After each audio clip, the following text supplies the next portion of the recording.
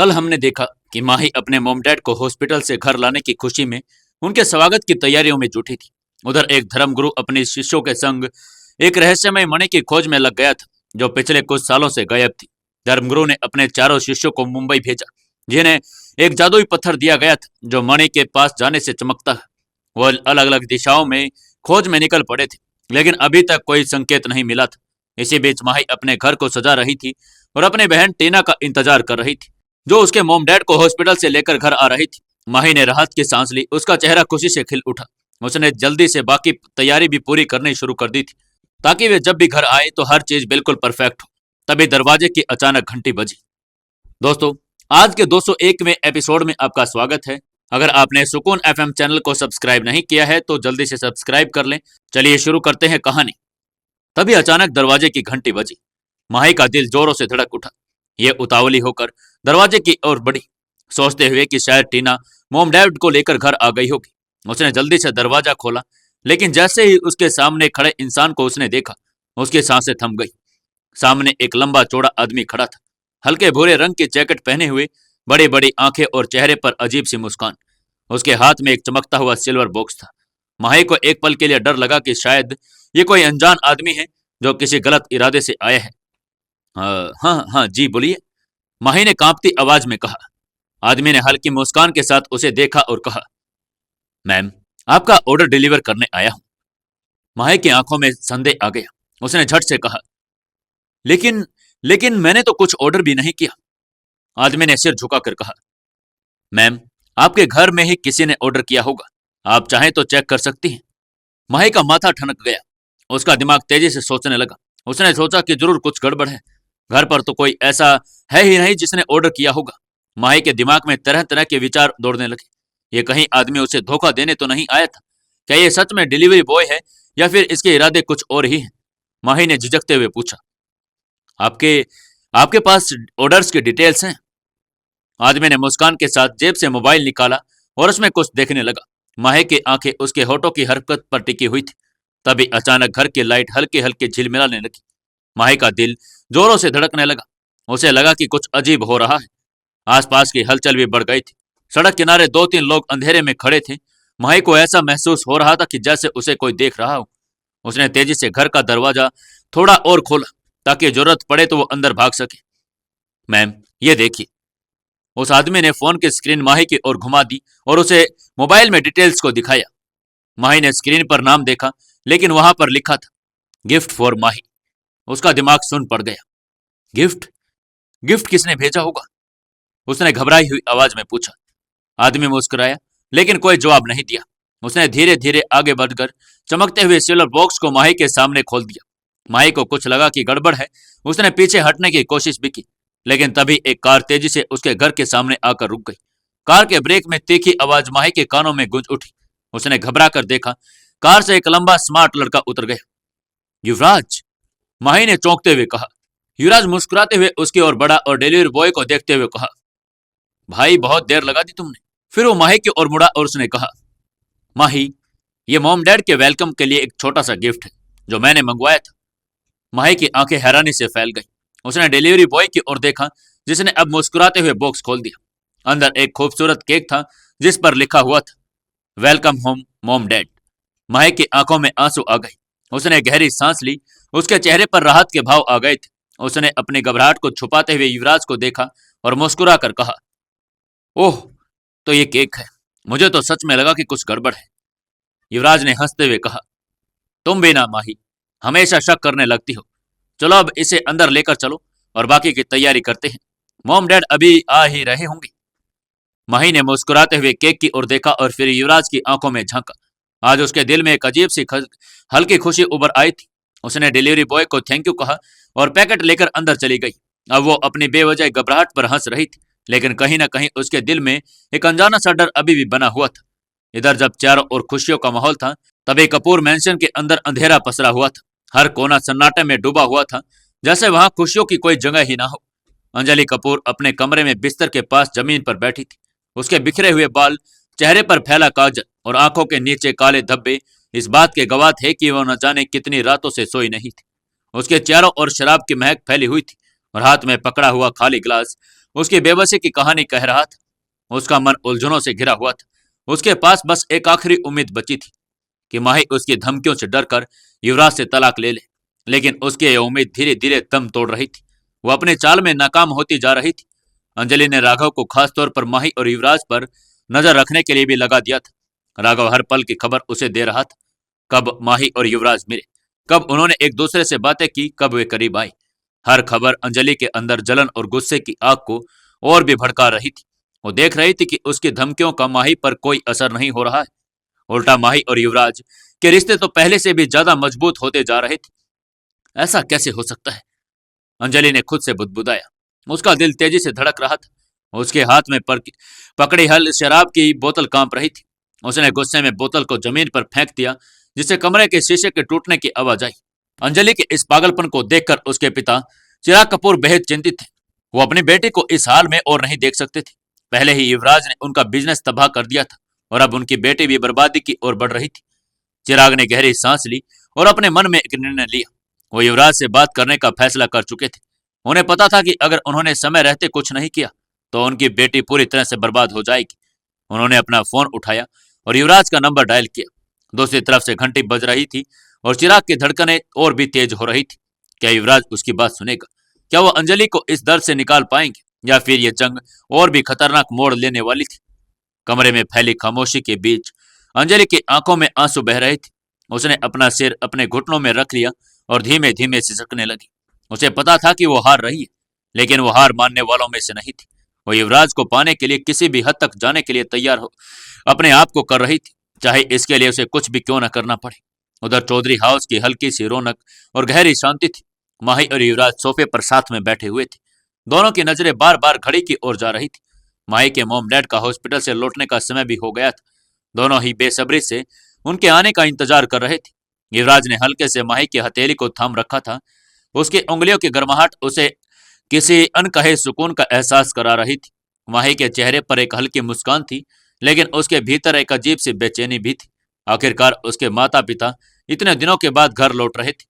तभी युवराज के फोन की स्क्रीन चमकी। उसने अनमने भाव से स्क्रीन को देखा और उस पर चमकते नाम को देखकर थोड़ी देर के लिए ठिठक गया।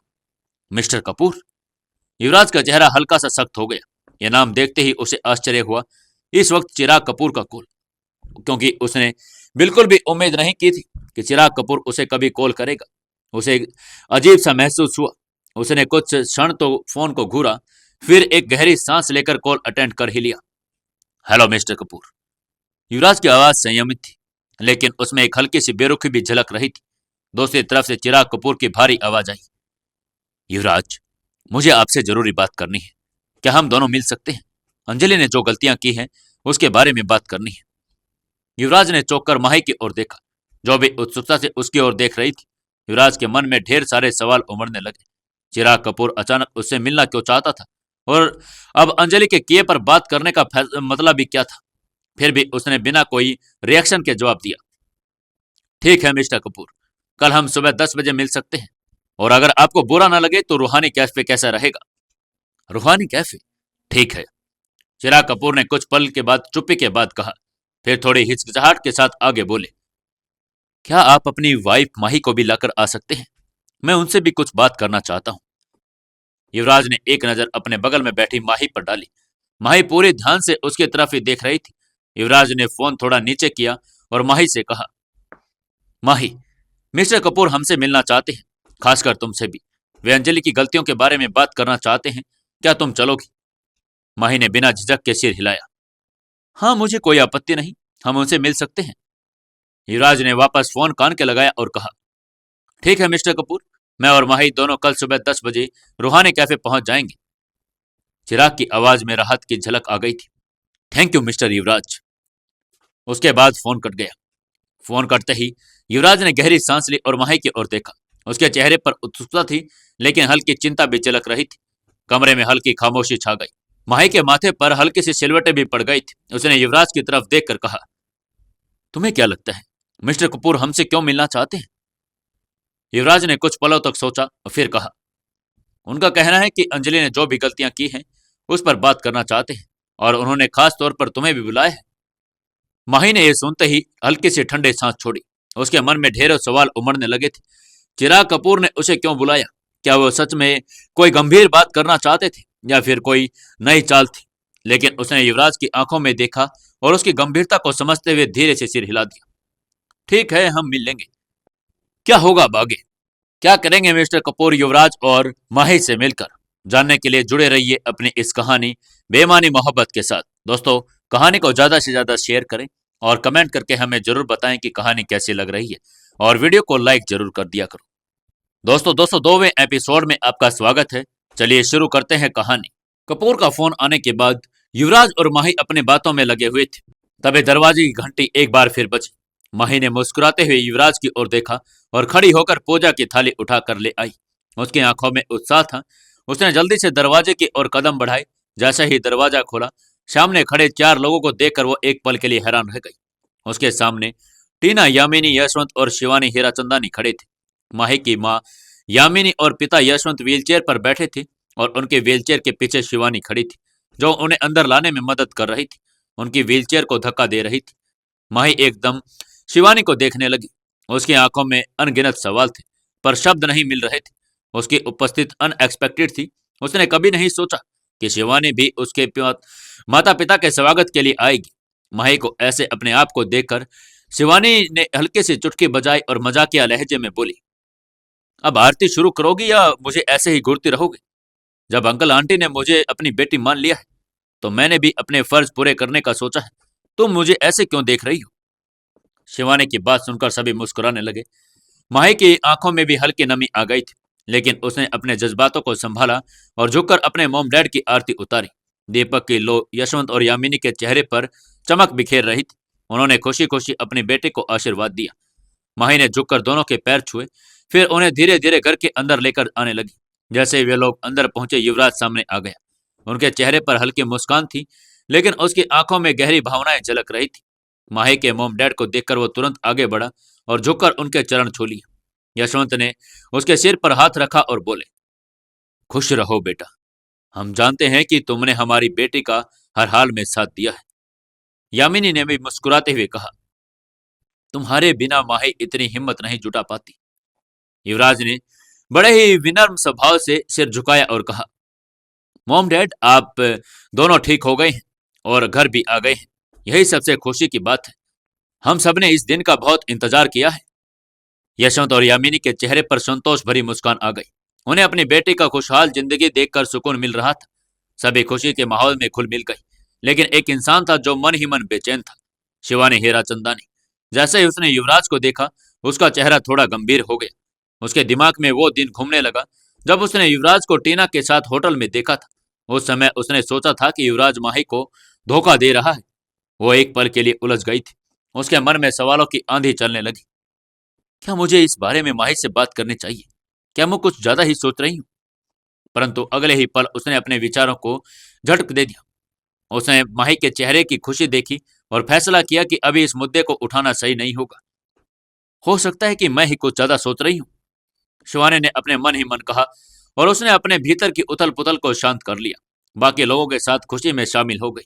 इसी बीच बाहर खड़ी सिंधु बिंदु भी अस्पताल से टीना, यशवंत और यामिनी के पीछे पीछे आ गई थी। वे माही और उसके परिवार पर नजर बनाए रखी हुई थी और किसी भी संदिग्ध व्यक्ति को पास नहीं आने दे रही थी। वे किसी भी हालात में माही और उसके परिवार की सुरक्षा में चूक नहीं करना चाहती थी। अंदर पार्टी चल रही थी, लेकिन युवराज पार्टी में सबके साथ मजे कर रहा था। अचानक उसे याद आया कि सिंधु बिंदु भी बाहर ही खड़ी होंगी। उसने तुरंत अपना मोबाइल निकाला और सिंधु को कॉल किया। सिंधु, तुम दोनों भी अंदर आ जाओ, युवराज ने कहा।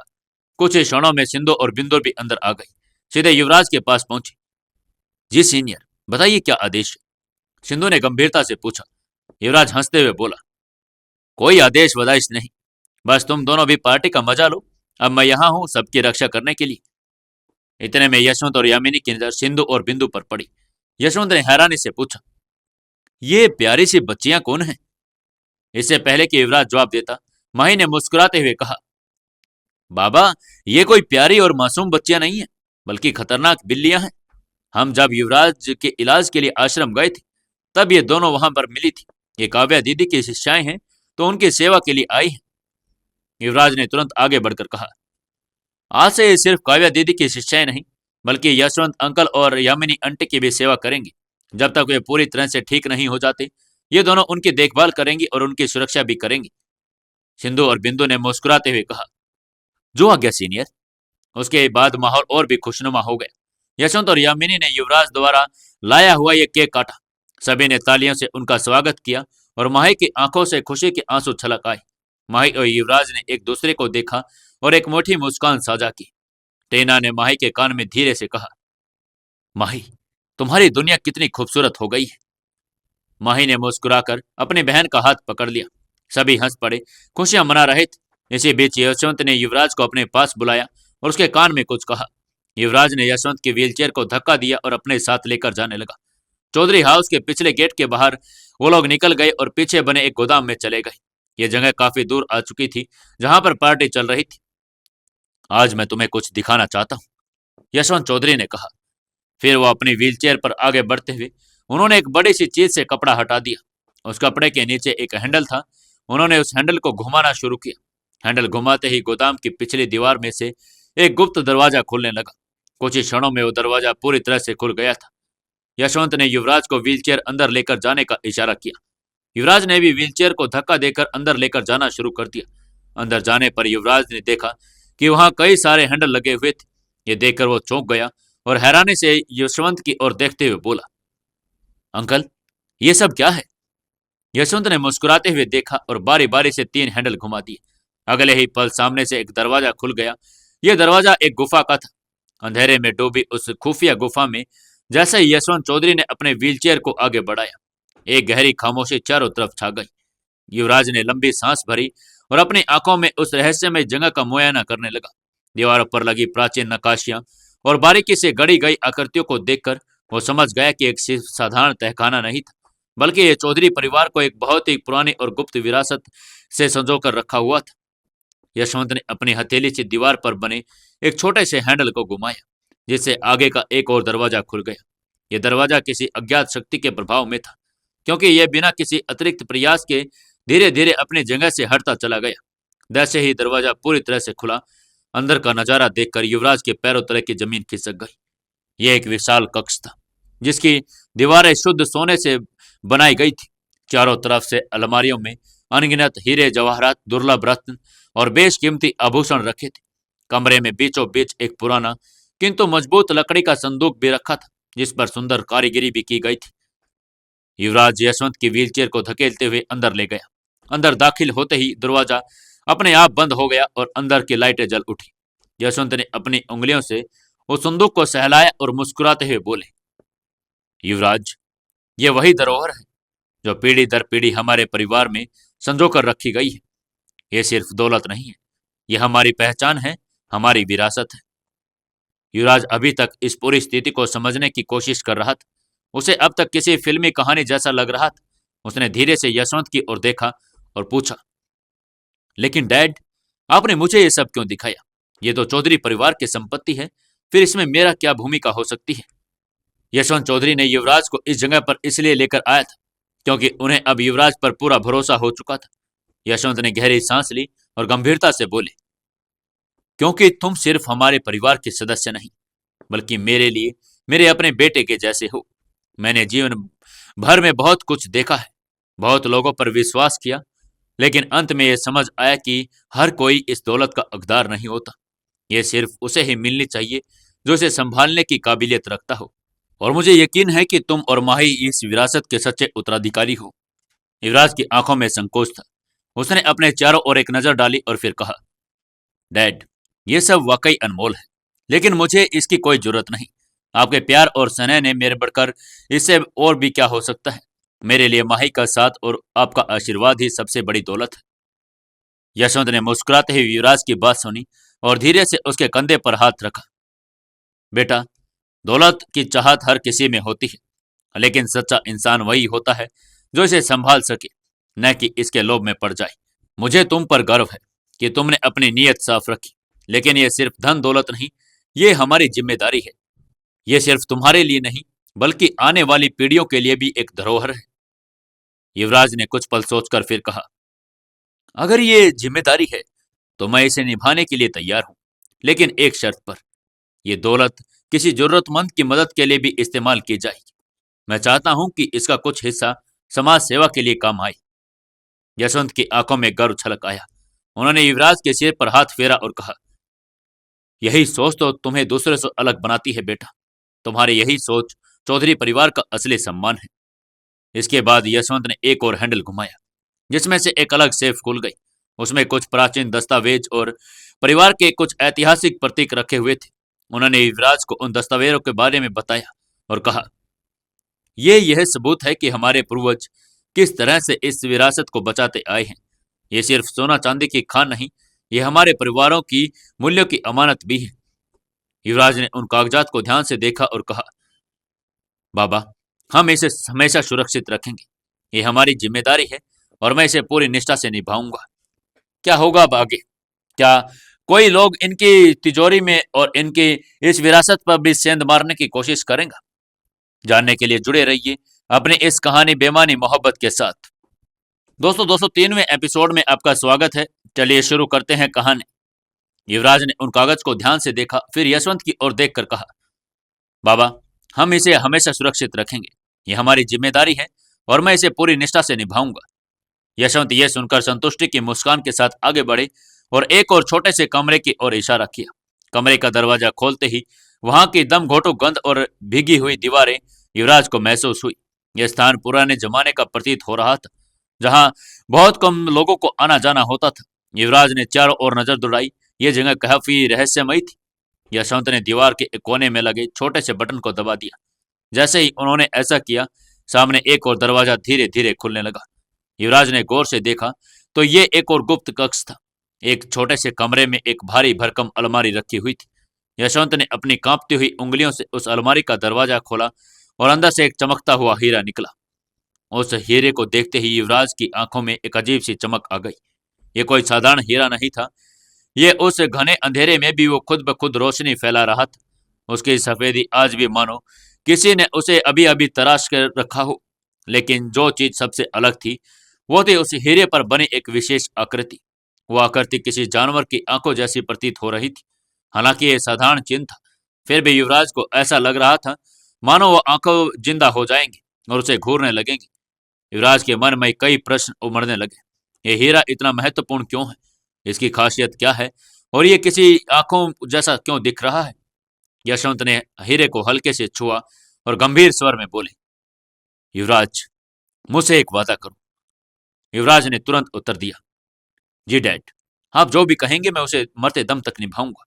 बताइए। यशवंत ने गहरी सांस ली और बोले, जो भी हो जाए तुम माही की रक्षा करोगे। युवराज ने हल्की मुस्कान के साथ यशवंत की आंखों में देखा और कहा, डैड, इसके लिए आपको मुझसे वादा लेने की जरूरत नहीं है। मैं अपनी जान देकर भी माही की रक्षा करूंगा। यशवंत ने खुश होकर हीरा युवराज के हाथों में रख दिया और कहा, यह हीरा हमेशा तुम्हारे पास रहेगा। यह न केवल हमारी विरासत है, बल्कि माही की सुरक्षा के लिए भी महत्वपूर्ण है। ये केवल तब चमकता है जब माही पर कोई संकट आता है। अगर ये अचानक लाल रंग में चमकने लगे तो समझ जाना कि माही किसी खतरे के अंदर घुस गई है।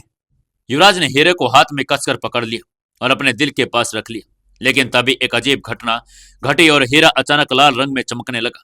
युवराज और यशवंत दोनों चौंक गए। इसका मतलब साफ था कि माही किसी बड़े खतरे में आ गई थी। यशवंत तुरंत बोले, हमें जल्दी से वहां पहुंचना होगा। युवराज ने बिना समय गवाए यशवंत की व्हीलचेयर को धक्का दिया और दोनों गुप्त तहखाने से बाहर निकलने लगे। हीरा अब और भी तेज लाल रोशनी फेंक रहा था, मानो ये इशारा कर रहा हो कि समय बहुत कम बचा है। माही की सुरक्षा अब युवराज के हाथों में ही थी। बाहर जब यशवंत युवराज को अपने अनमोल खजाने की सैर करवा रहे थे, तब अंदर जश्न पूरे जोश और उमंग के साथ चल रहा था। हर कोई खुशी से झूम रहा था। संगीत के लय पर पैर थितक रहे थे। हर चेहरे का उल्लास झलक रहा था। छिंदू बिंदु ने ऐसे ऐसे व्यंजन चखे जो उन्होंने पहले कभी भी देखे नहीं थे। हर कोई अपने में मस्त था, लेकिन माही के मन में बेचैनी थी। वो एक कोने में खड़ी थी, उस दिशा में टकटके लगाए देख रही थी जिस दिशा में यशवंत और युवराज गए थे। वो समझ नहीं पा रही थी कि दोनों कहाँ चले गए थे। उन्हें लौटने में इतनी देर क्यों आ रही थी। तभी अचानक बाहर से तेज ढोल बजने की आवाज आई। ढोल की धुन इतनी तेज थी कि जमीन में हल्की कंपन महसूस होने लगी थी। माही चौकन्नी हो गई और दरवाजे की ओर देखने लगी। माही का ध्यान उस दिशा में गया। उसने दरवाजे की तरफ देखा। कुछ ही पलों में 4 लंबे चौड़े हट्टे कट्टे आदमी अंदर दाखिल हुए।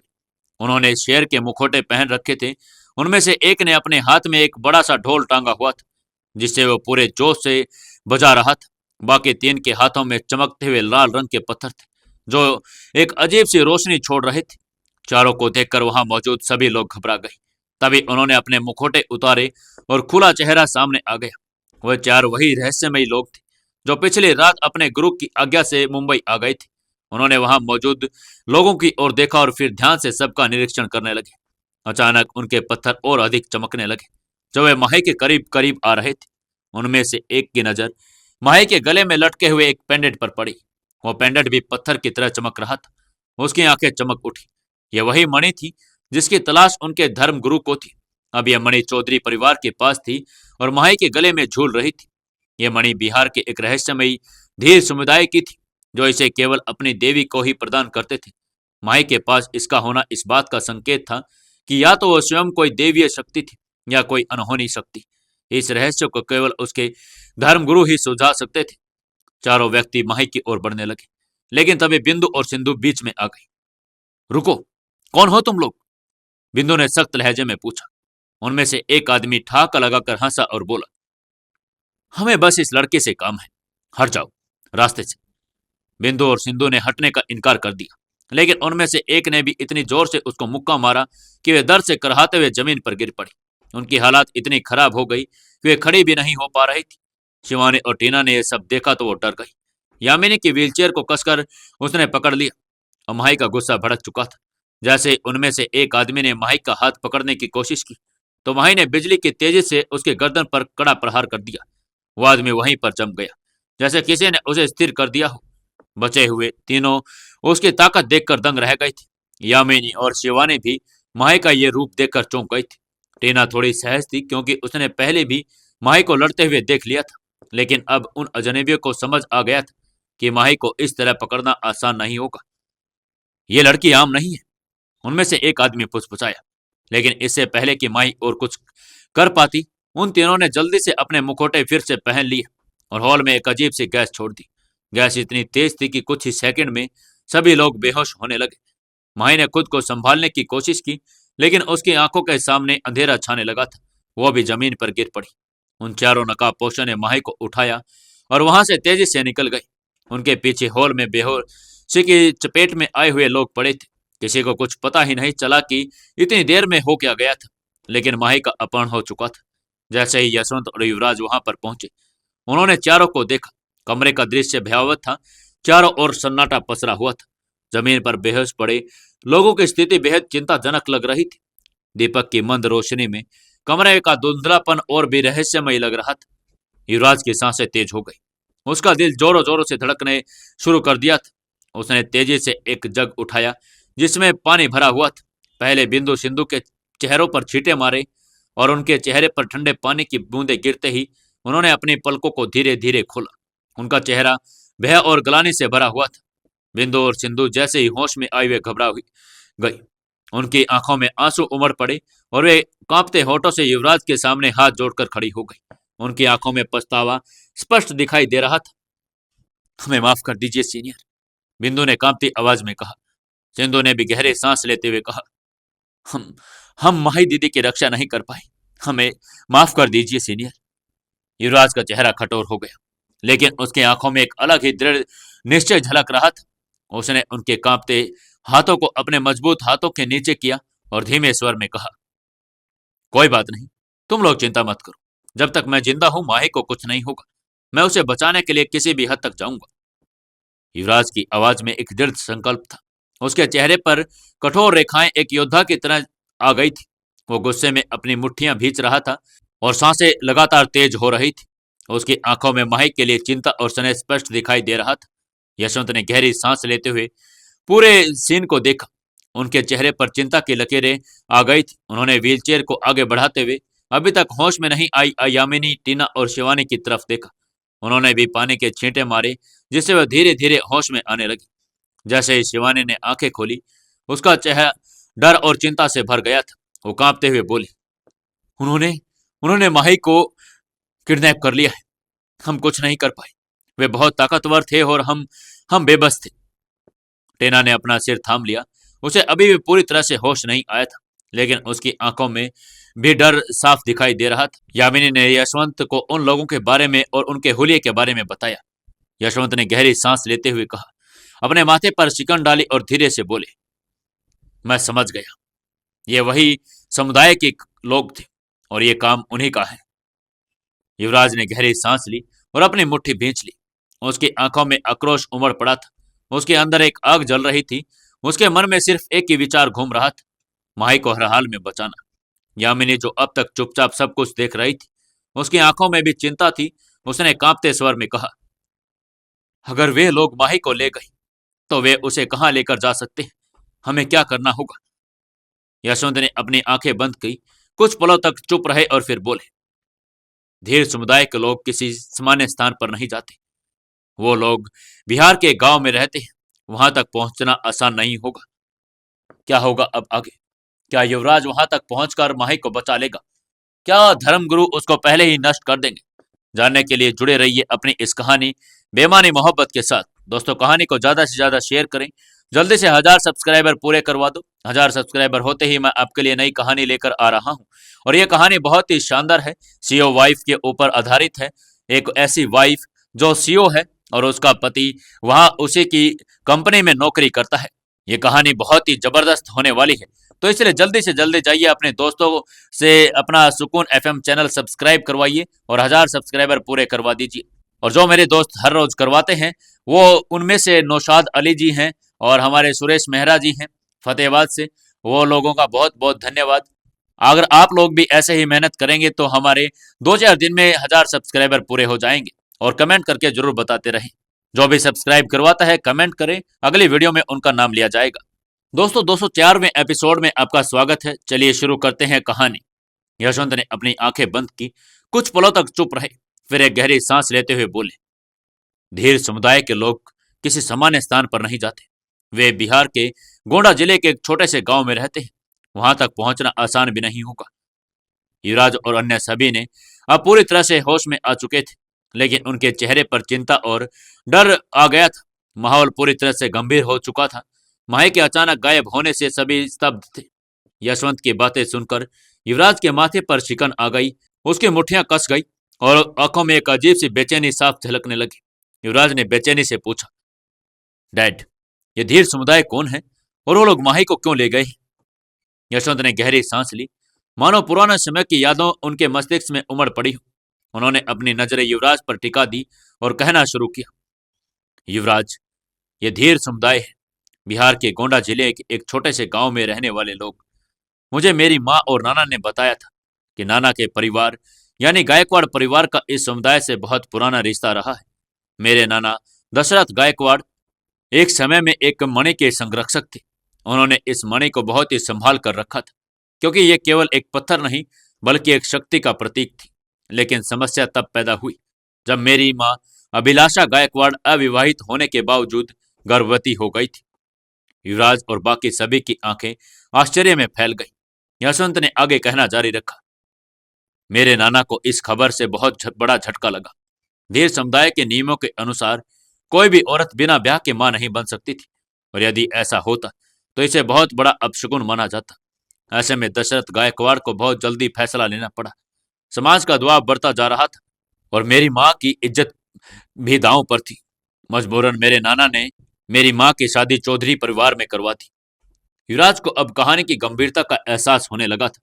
उसने चिंतित स्वर में पूछा, तो इसका मतलब धीर समुदाय इस शादी के खिलाफ था? यशवंत ने सिर हिलाया, हाँ बिल्कुल। ये शादी उनकी मर्जी के खिलाफ हुई थी और इसी कारण धीर समुदाय ने इसे अपना अपमान समझा। वे इतने नाराज हुए कि उन्होंने पूरे गायकवाड़ परिवार को खत्म करने की कसम खा ली थी।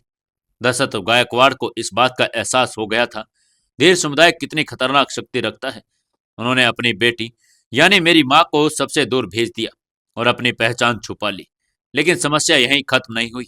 युवराज का दिल तेजी से धड़क रहा था। तो फिर क्या हुआ? उसने लगभग फुसफुसाते हुए कहा। यशवंत की आंखें अब और भी गहरी हो गई। उनकी आवाज भारी हो गई थी। समस्या तब बढ़ी जब वो मणि भी गायब हो गई। दशरथ गायकवाड़ को उस मणि की सुरक्षा की जिम्मेदारी दी गई थी, लेकिन जब वो अचानक कहीं खो गई तो धीर समुदाय को लगा कि यह गायकवाड़ परिवार की कोई साजिश थी। इसी कारण इन्होंने बदला लेने की ठान ली।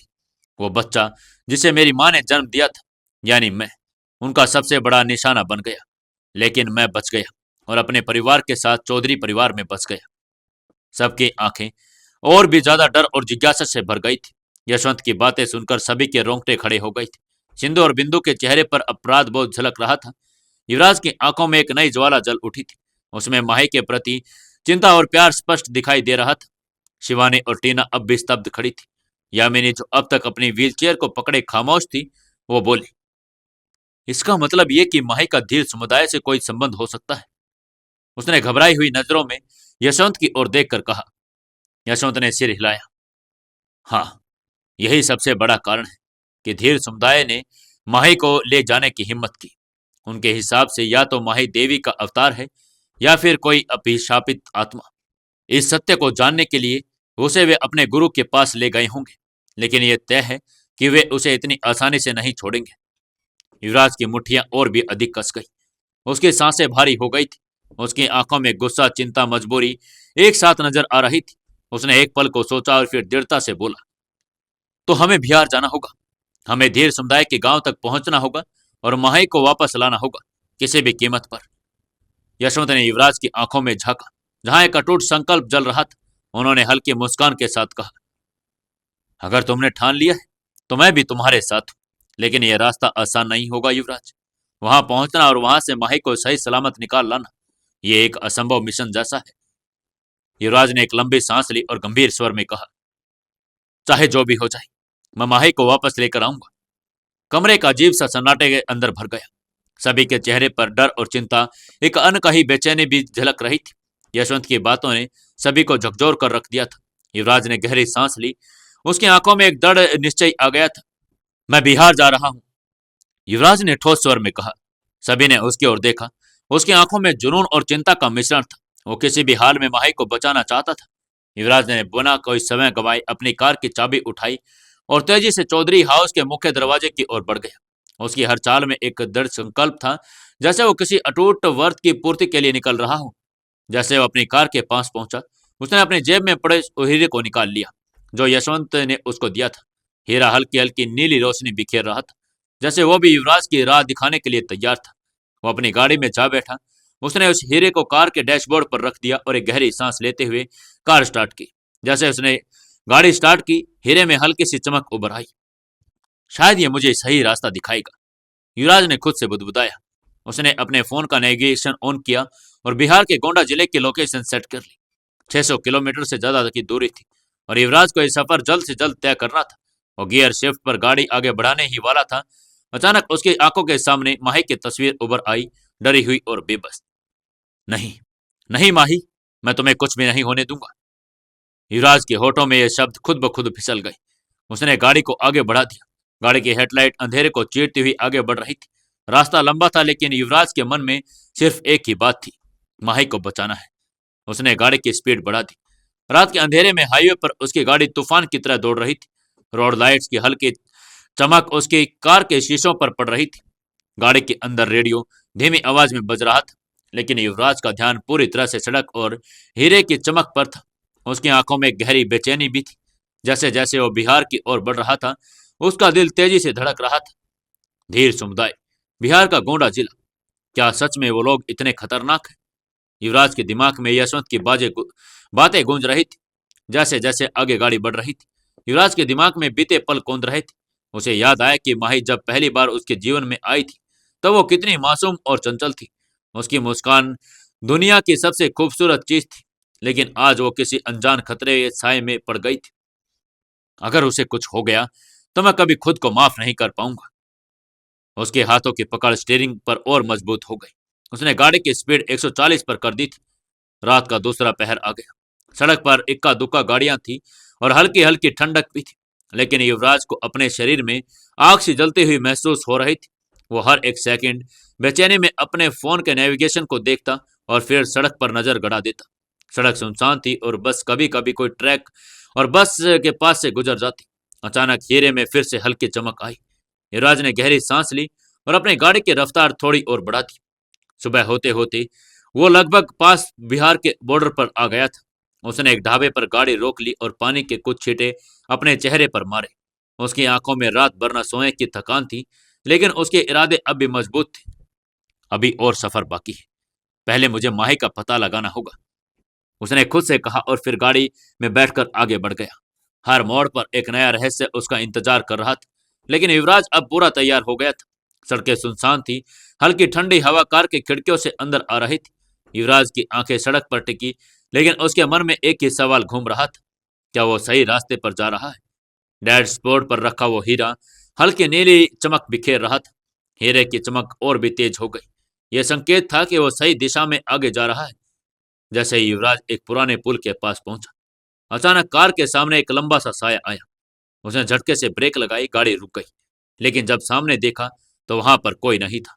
क्या उसका यह भ्रम था या कुछ और ही? हीरा अचानक मंद पड़ गया, जिससे युवराज को एहसास हुआ कि वो शायद गलत रास्ते पर आ चुका है। उसने कार रिवर्स की और दूसरे रास्ते से जाने का फैसला किया।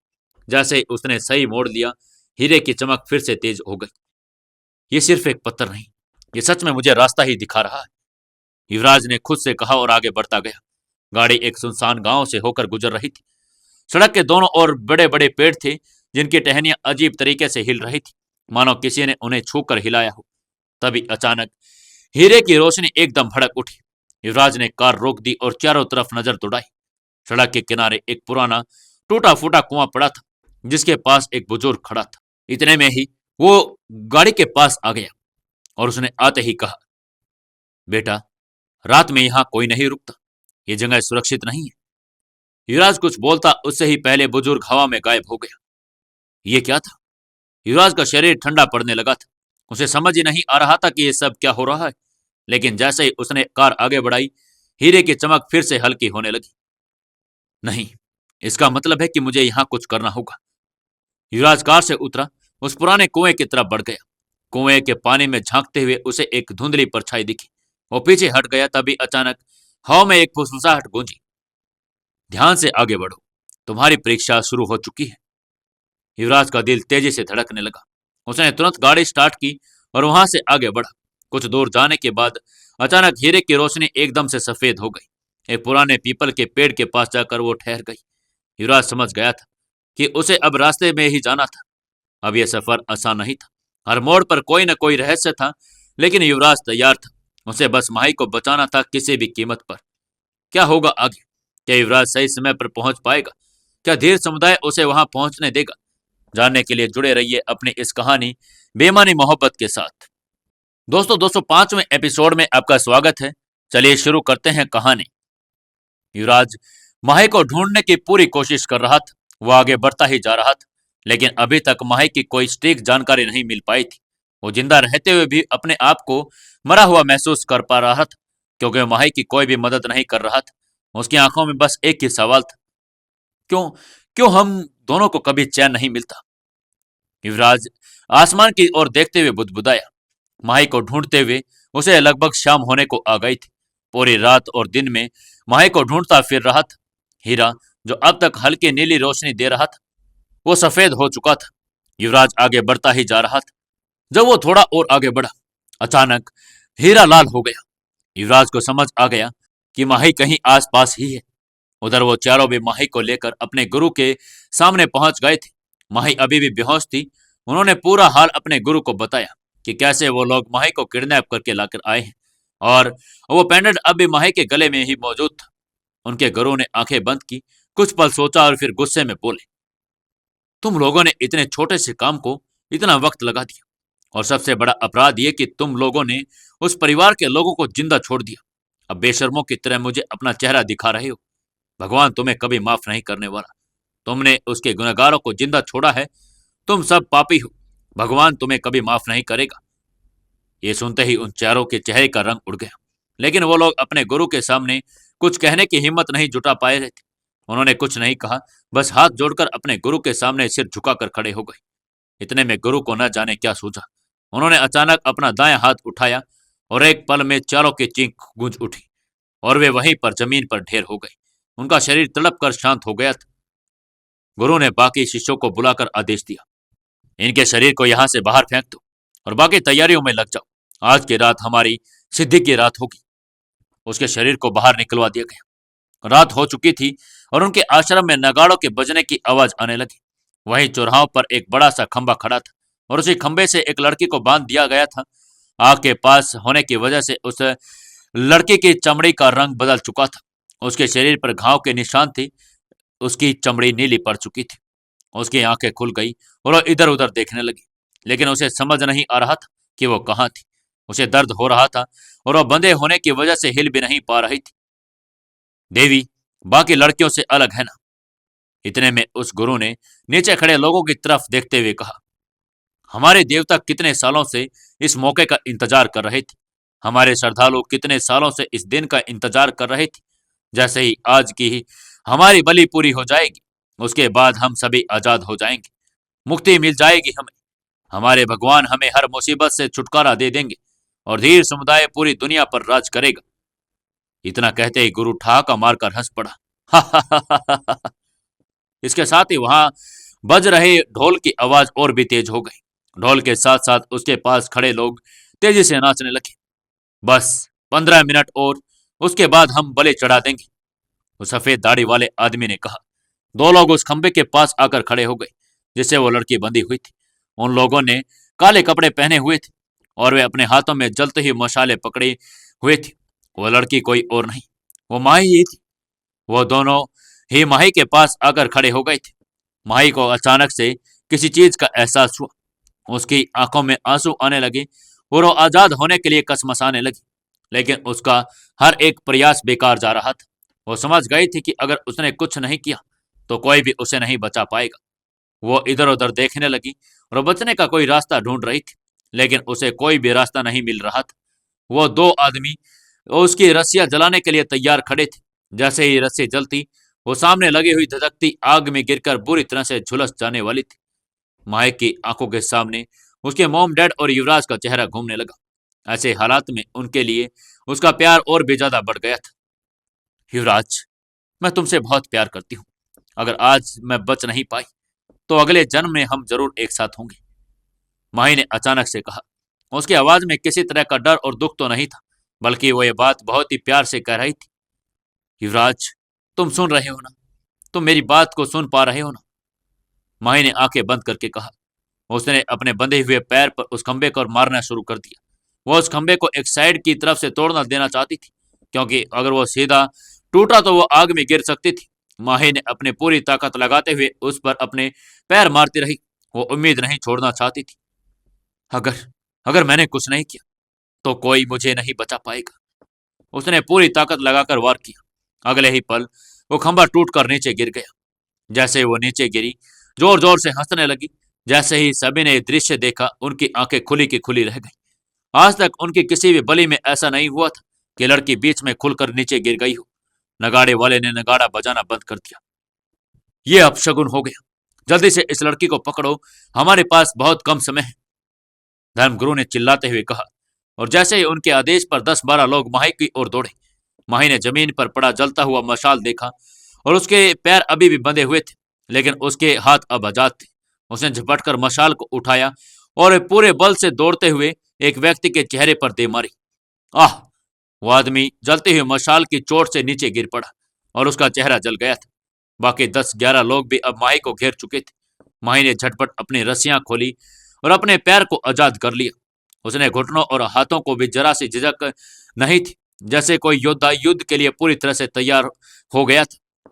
पहला आदमी, जो भारी भरकम शरीर वाला था, एक बड़ा चाकू निकालकर माही की ओर लपका। माही ने अपनी गति पर पूरा नियंत्रण रखते हुए एक साइड स्टेप लिया और जिससे आदमी पर वार खाली चला गया। इससे पहले कि वो खुद को संभाल पाती, माही ने पूरी ताकत से उसकी गर्दन पर कोहनी दे मारी। धड़ाम! वो आदमी जमीन पर गिर पड़ा और माही तुरंत आगे बढ़ी। अब दो आदमी एक साथ माही पर हमला करने आए। एक ने हाथ में लोहे की छड़ पकड़ रखी थी और जबकि दूसरा बंद मुट्ठी से हमला कर रहा था। पहला आदमी माही की ओर लोहे की छड़ से वार करने के लिए बढ़ा, लेकिन माही पहले ही झुक चुकी थी। उसने जमीन पर अपनी हथेलियों का सहारा देकर अपनी टांगों को एक जोरदार किक मारी, जिससे वह आदमी अपने ही साथी से टकरा गया। माही ने तुरंत मौके का फायदा उठाया और अपने हाथों से उस आदमी की छड़ी छीन ली। अब देखो माही का वार। माही ने पूरी ताकत से उस लोहे की छड़ को घुमाया और तीनों पर वार कर दिया। पहला आदमी जिसके हाथ में खंजर था, उसकी कलाई पर इतनी जोर से मारा कि खंजर जमीन पर गिर गया। दूसरा आदमी जिसका हाथ में कोई हथियार नहीं था, उसने घुटने पर वार किया और जिससे वो आदमी दर्द से करहा उठा। तीसरा आदमी जिसका चेहरा अभी भी जल रहा था, उसे सीधे छाती पर एक किक मारी और गिरा दिया। अब 7-8 लोग बच चुके थे, लेकिन अब वे ज्यादा सावधानी से आक्रमण करने लगे थे। 4 लोग एक साथ माही को घेर लिया। एक ने माही के पीछे जाकर उसे पकड़ने की कोशिश की, लेकिन माही ने तुरंत अपनी कोहनी से उसके पेट पर एक जोरदार प्रहार किया और वो आदमी उछलकर नीचे जा गिरा। दूसरा आदमी झपटकर माही के सिर पर वार करना चाहता था, लेकिन माही ने जमीन पर गिरा खंजर उठाया और सीधे उसके पेट में घोंप दिया। आह! इतने में एक आदमी माही के पीछे आ गया। उसने माही के बाल खींचकर पीछे धकेल दिया। माही लड़खड़ा गई। इससे पहले कि वो संभल पाती, 2 लोगों ने उसे पकड़ लिया और जमीन पर गिरा दिया। अब खत्म कर दो इसे, एक आदमी ने चाकू उठाते हुए कहा। लेकिन माही इतनी आसानी से हार मानने वाली नहीं थी। उसने अपने दोनों पैरों को ऊपर उठाया और पूरे जोर से एक आदमी के चेहरे पर दे मारा। वो आदमी पीछे गिर पड़ा और इसी दौरान माही ने दूसरे आदमी की गर्दन पर मुक्का जड़ दिया था। माही तुरंत खड़ी हुई और अब तक बचे हुए 4 आदमियों पर टूट पड़ी। वो चारों भी अब माही से डर चुके थे। उन्होंने अपनी तलवारें निकाल ली। गुरुजी ने देखा कि उनके आदमी लगातार मारे जा रहे हैं। उन्होंने चिल्लाकर कहा, रुक जाओ, रुक जाओ। उनके आदेश पर सभी शिष्य तुरंत रुक गए।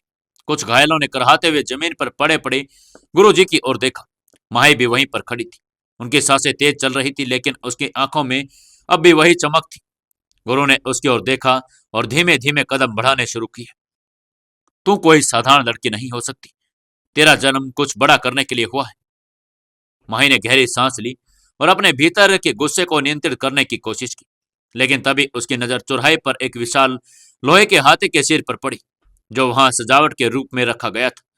माही क्रोध के उस चौराहे की ओर दौड़ पड़ी। वहां जाकर उसने अपनी पूरी शक्ति से उस लोहे के हाथी के सिर पर एक जोरदार मुक्का मारा। धड़ाक! मुक्का इतना शक्तिशाली था कि पूरा सिर चटक गया।